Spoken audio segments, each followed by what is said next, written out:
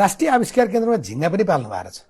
अहिले मलाई रमाइलो लागेर सोधेको। झिङ्गा पालेछ अरे अनि कतिले उडाउने मान्छेले राष्ट्रिय झिङ्गाको आविष्कार गरेछ भने होइन, अथवा झिङ्गा कुरेर बसेको छ भन्ने नि हुन्छ, हाम्रो भाषा हुन्छ। झिङ्गा पालेर बसेको छ उहाँ आविष्कार कत्रो आविष्कार गर्ला भन्दाखेरि त झिङ्गाको पो आविष्कार गर्छ। कस्तो किसिमको झिङ्गा हो त्यो, झिङ्गाले के गर्छ भन्ने कुरा पहिला बुझेर कमेन्ट गर्नेले बुझेर गर्नु पर्यो नि।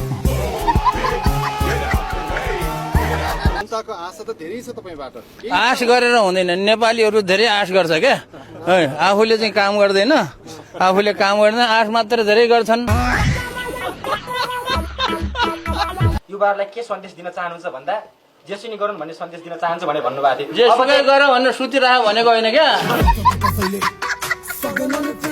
त्यो जेनजी पुस्तालाई चाहिँ तपाईँले कसरी सम्बोधन गर्नुहुन्छ भन्ने हो। म पनि जेनजी पुस्ता नै हो भन्दा 2 वर्ष बढी हो। प्रधानमन्त्री पत्याएनन्, मन्त्रीमा पत्यायो। त्यो चाहिँ के हो भने सारे साथीहरूले चाहिँ के अरे यो उसमा जानु पर्यो, यो के अरे राजनीतिमा हाम फाल्नु पर्यो भनेर त्यत्तिकै क्याउ गरेको हुनाले मैले तिनीहरूको मुख टाल्नलाई प्रधानमन्त्री दिए जान्छु नत्र जान्न भने मलाई क्वार्टर चाहिन्न।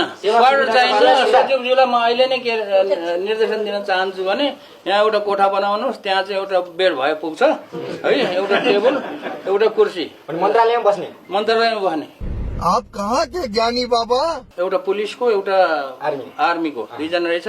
भाइहरूलाई मैले भनेछु रिपोर्ट गर्नु, माथि आफ्नो कमान्डरहरूलाई रिपोर्ट गर्नु कि यो मन्त्रालयमा छँदै यहीँ बसौँ होइन, म यहाँबाट बाहिर निस्केपछि मेरो पछि आउनु पर्दैन भने।